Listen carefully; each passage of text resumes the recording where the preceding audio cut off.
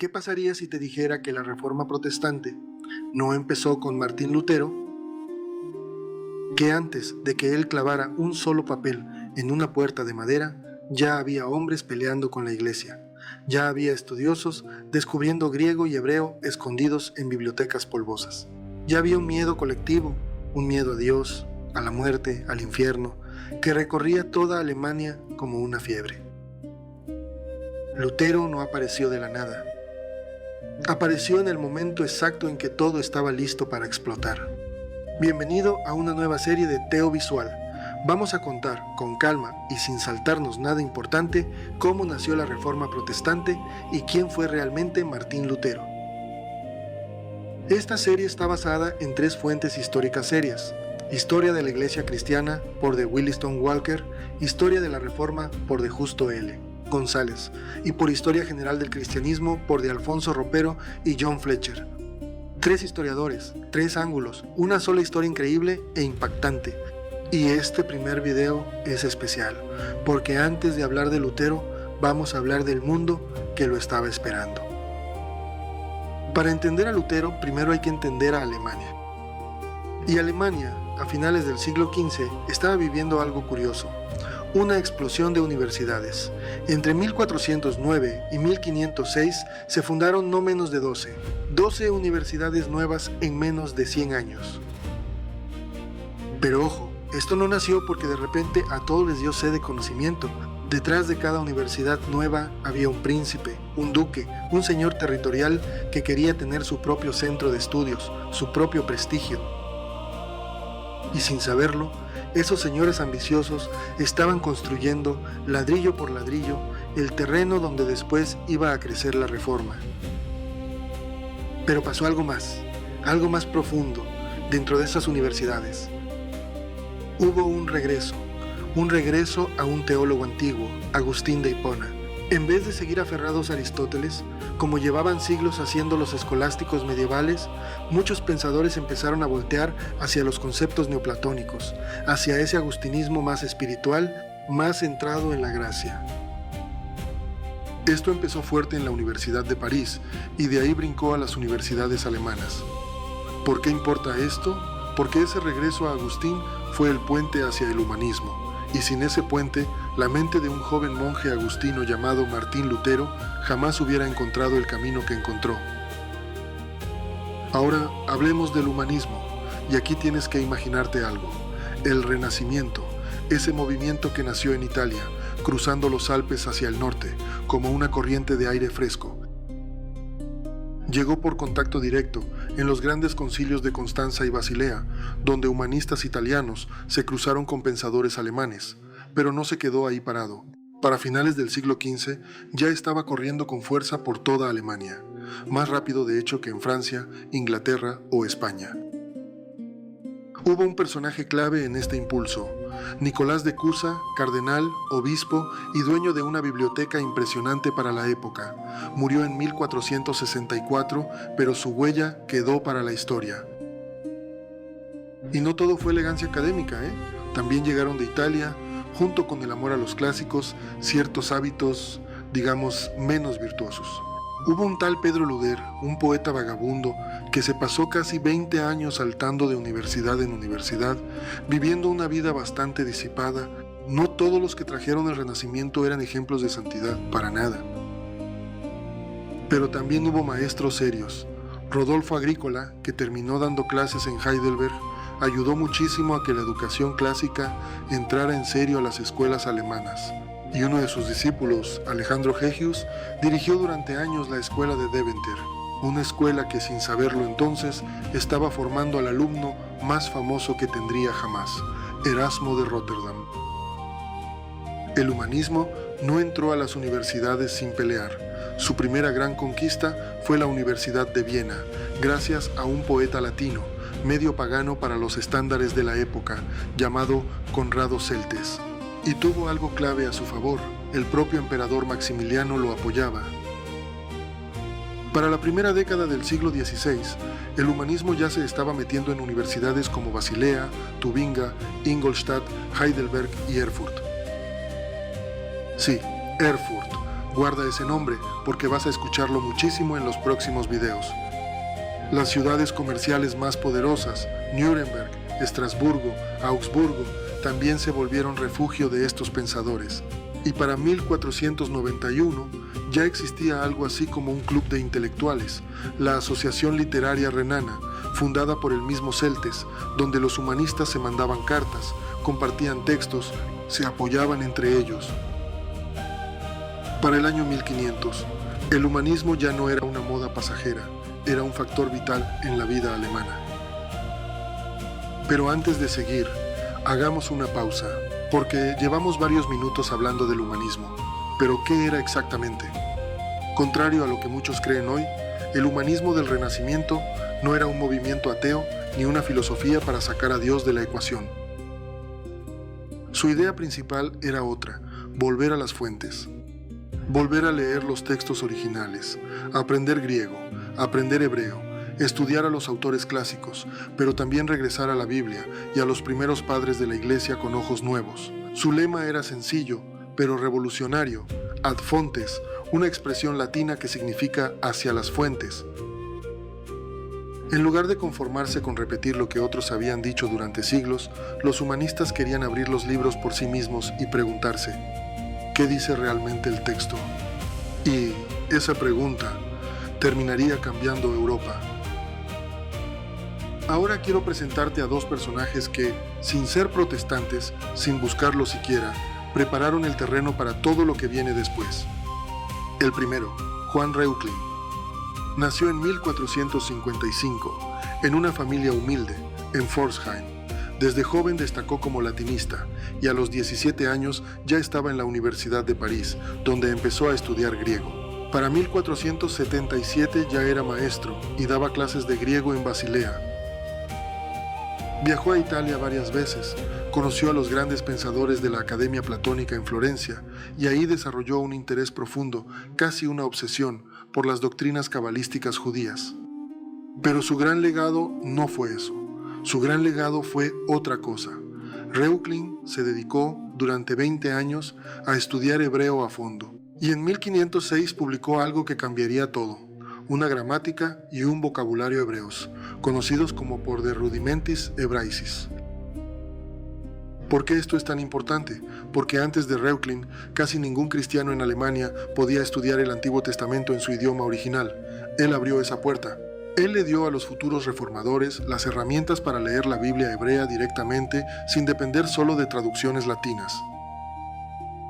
Y este estudio le costó caro. Un converso del judaísmo llamado Juan Pfefferkorn convenció al emperador Maximiliano de confiscar y quemar los libros judíos, alegando que eran una deshonra para el cristianismo. Cuando le pidieron su opinión a Reuchlin, él se negó a apoyar esa persecución. Defendió la literatura judía, pidió diálogo en lugar de censura. El resultado fue una guerra de papel que duró años. Reuchlin fue acusado de herejía, llevado a juicio, y el caso se arrastró hasta 1520, cuando finalmente lo declararon culpable. Pero mientras esa batalla ardía, un grupo de humanistas jóvenes, indignados por el ataque a Reuchlin, escribió una sátira brutal llamada Por cartas de hombres oscuros, ridiculizando a sus enemigos. Entre los posibles autores estaba un nombre que también vas a volver a escuchar: Ulrico von Hutten. Reuchlin nunca se hizo protestante. De hecho, jamás aprobó el movimiento de Lutero. Pero hay algo casi poético en esto. Su sobrino nieto, el hombre que heredó su pasión por la erudición bíblica, se llamaba Felipe Melanchthon y se convertiría en el brazo derecho teológico de Martín Lutero. El segundo personaje es, posiblemente, el intelectual más influyente de toda Europa en ese momento, Desiderio Erasmo. Nació de una relación fuera del matrimonio, en Rotterdam o Gouda, probablemente en 1466. La pobreza lo empujó a un monasterio agustino, pero ahí nunca encontró paz, ni en la vida monástica ni en el sacerdocio al que fue ordenado en 1492. Viajó constantemente: Francia, Países Bajos, Inglaterra. En Inglaterra trabó amistad con Juan Colet, quien lo encaminó hacia el estudio serio de la Biblia y los primeros padres de la Iglesia. Como latinista era extraordinario. Como griego, en cambio, era más bien superficial, pero su verdadero talento era otro. Escribía con una habilidad y una claridad que pocos podían igualar, y no tenía miedo de criticar, con una ironía afiladísima, tanto al clero como a las autoridades civiles. Estaba convencido de que la iglesia de su época estaba hundida en la superstición, la corrupción y el error, pero, y esto es clave para entender todo lo que viene, jamás quiso romper con ella. Dejó obras que se volvieron clásicos inmediatos. Su Pormanual del Caballero Cristiano, de 1502, presentaba un cristianismo sencillo, casi sin tanto adorno eclesiástico. Su Por Elogio de la Locura, de 1509, era una sátira feroz contra los males de la Iglesia y el Estado, y sus Por Coloquios Familiares, de 1518, se burlaban con humor de ayunos forzados, peregrinaciones vacías y rituales sin sentido real. Pero su obra más importante, la que de verdad cambió el juego, llegó en 1516, su edición del Nuevo Testamento en griego. Fue la primera publicación de ese texto en su idioma original disponible ampliamente para los estudiosos europeos. Y aquí viene algo que tienes que entender bien porque va a ser importante para toda esta serie. Erasmo quería reformar la iglesia desde dentro, con educación, con el regreso a las fuentes originales del cristianismo, con sátira contra la ignorancia, pero sin romper con Roma. Lutero, en cambio, sí va a romper, y por eso, más adelante en esta serie, vas a ver cómo estos dos hombres, que al principio se admiraban, terminan separándose para siempre. Y aquí algo interesante, este fermento no era exclusivo de Alemania, toda Europa estaba sintiendo lo mismo. En Inglaterra, Juan Colet estaba metiendo reformas educativas en Oxford y Londres, criticando el celibato del clero y la confesión obligatoria. En Francia, un hombre modesto llamado Jacques Lefebvre de Étaples publicó en 1512 una traducción de las epístolas de Pablo, donde ya negaba que las buenas obras pudieran ganarte la salvación, sosteniendo que la salvación es un regalo gratuito de Dios. ¿Te suena familiar esa idea? Guárdala, porque es exactamente lo que Lutero va a gritar a los cuatro vientos unos años después.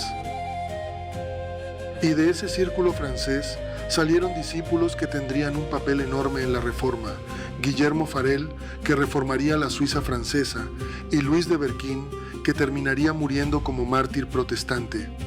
La Biblia no fue tanto la causa del protestantismo, como el protestantismo fue una nueva forma de interpretar la Biblia. Ahora, vamos a hablar de algo que casi nadie cuenta cuando hablan de la Reforma: el miedo.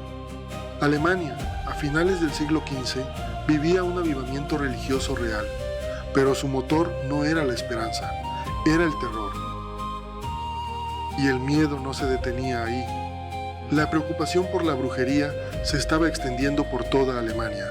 En 1484, una bula papal alertó sobre la presencia de prácticas mágicas y supersticiosas, y poco después apareció el tristemente célebre Malleus Maleficarum, un manual para identificar y perseguir supuestas brujas.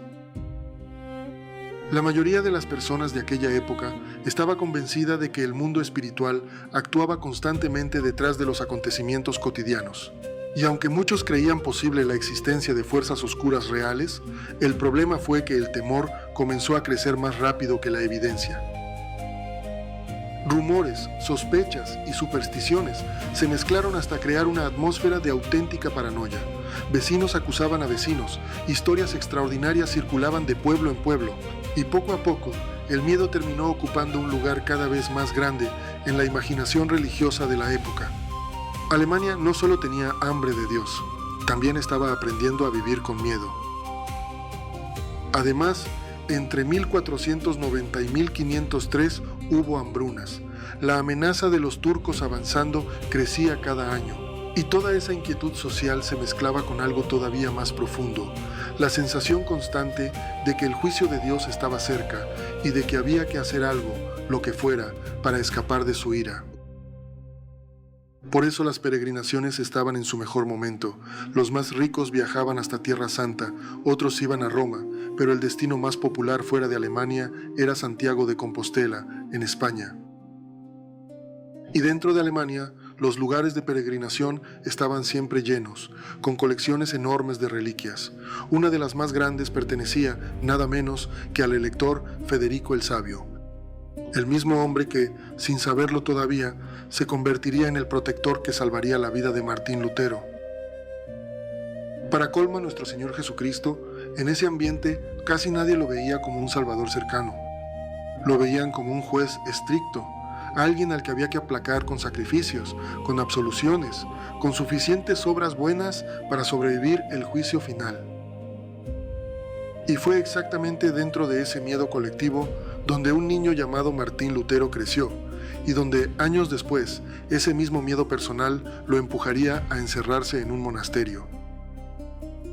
Universidades nuevas peleando entre escolásticos y humanistas, un erudito como Reuchlin abriendo las puertas del hebreo, un genio como Erasmo queriendo reformar sin romper, y un pueblo entero viviendo entre el hambre, el miedo a las brujas y el terror al juicio divino.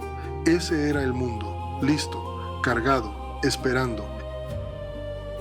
Y en medio de ese mundo nació un niño en una casa humilde de mineros, en una pequeña ciudad llamada Eisleben.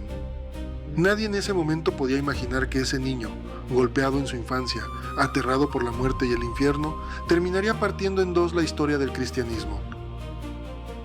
En el próximo video de esta serie vamos a entrar de lleno en la vida de Martín Lutero, su niñez, sus miedos más profundos y la crisis espiritual que lo llevó a encerrarse en un monasterio buscando algo que, durante años, no pudo encontrar. Si quieres entender de verdad cómo nació la Reforma Protestante, no te puedes perder el próximo video. Dale like, suscríbete a Teovisual y activa la campana para no perderte ni un capítulo de esta historia. Nos vemos en el siguiente.